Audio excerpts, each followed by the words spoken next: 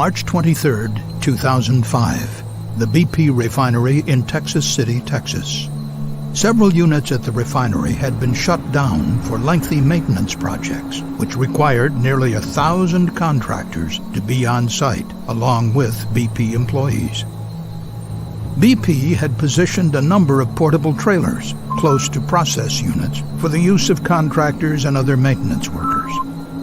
Over a period of months, BP had located 10 trailers for workers servicing the Ultra Cracker unit, including a double-wide wood-frame trailer that contained 11 offices and was regularly used for meetings. Though these trailers were located near the isomerization unit, the occupants were not warned the ISOM unit was about to start up, a potentially hazardous operation. At 2:15 a.m. on March 23rd, overnight operators began introducing flammable liquid hydrocarbons, known as raffinate, into a 170-foot-tall raffinate splitter tower used to distill and separate gasoline components. Near the base of the tower, there was a single instrument that measured how much liquid was inside. It transmitted this information to both a satellite control room and a central control room located away from the ISOM unit. But this level indicator was not designed to measure liquid above the 9-foot mark. During normal operation, the tower was only supposed to contain about 6½ feet of liquid. But during startups, operators routinely deviated from written procedures and filled the tower above the 9-foot mark, concerned that if the liquid level fluctuated too low, it would cause costly damage to the furnace. At 3:09 a.m., as the liquid neared the 8-foot mark, a high-level alarm activated and sounded in the control rooms. But a second high-level alarm, slightly further up the tower, failed to go off. By 3:30 a.m., the level indicator showed that liquid had filled the bottom 9 feet of the tower and the feed was stopped. The CSP later estimated that the liquid was in fact at a height of 13 feet. But operators could not know the actual level because the indicator only measured up to 9 feet. The lead operator had been overseeing the startup from a satellite control room within the ISOM unit. At 5 a.m., he briefly updated the night board operator in the central control room about the startup activities. The lead operator then left the refinery early, an hour before the end of the shift. A new board operator arrived in the control room around 6 a.m. to start his 30th day in a row working a 12-hour shift. He spoke briefly with the departing night shift operator and then read the logbook to prepare for the startup. But the logbook did not clearly indicate how much liquid was already in the tower and equipment, and it left no instructions on routing of the liquid feed and products when the startup resumed.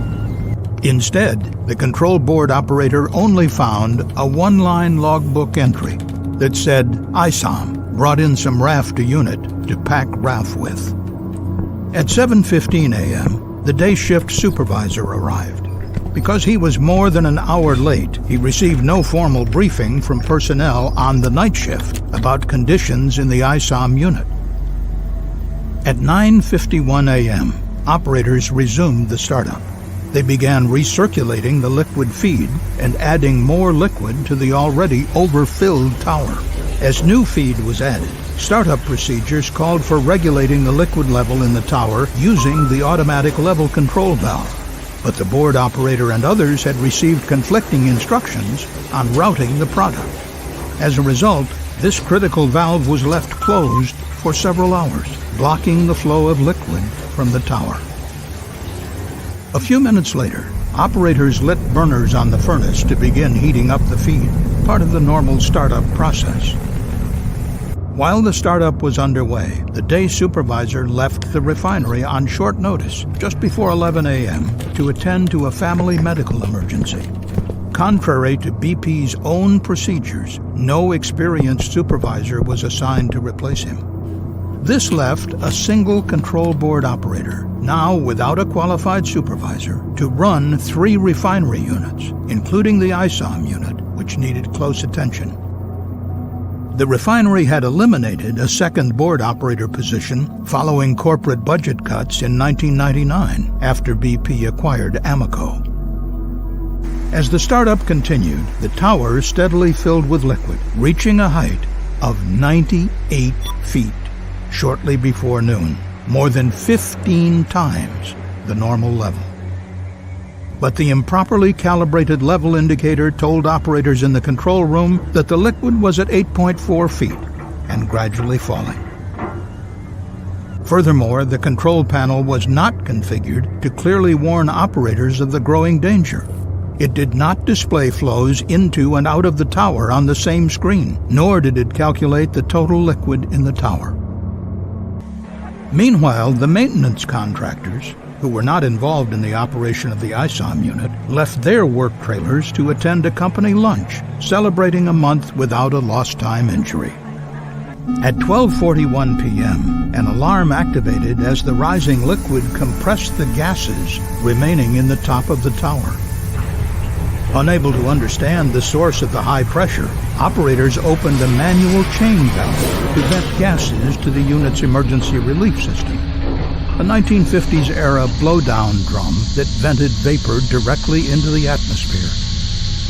Operators also turned off 2 burners in the furnace to lower the temperature inside the tower, believing this would reduce the pressure. Nobody knew the tower was dangerously full. The operators did become concerned about the lack of flow out of the tower and began opening the valve to send liquid from the bottom of the tower to storage tanks. But this liquid was very hot.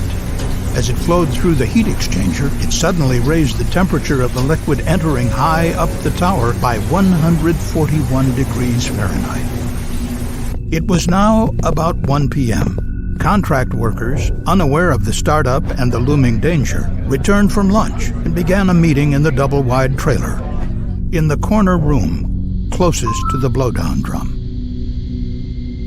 Over the next few minutes, the hot feed entering the tower caused the liquid inside to start to boil and swell. Liquid filled the tower completely and began spilling into the overhead vapor line, exerting great pressure on the emergency relief valves 150 feet below. At 1:14 p.m., the 3 emergency valves opened, sending nearly 52,000 gallons of flammable liquid to the blowdown drum at the other end of the ISOM unit. Liquid rose inside the blowdown drum and overflowed into a process sewer, setting off alarms in the control room. But the high-level alarm on the blowdown drum failed to go off. None of the operators knew of the catastrophe unfolding in the ISOM unit.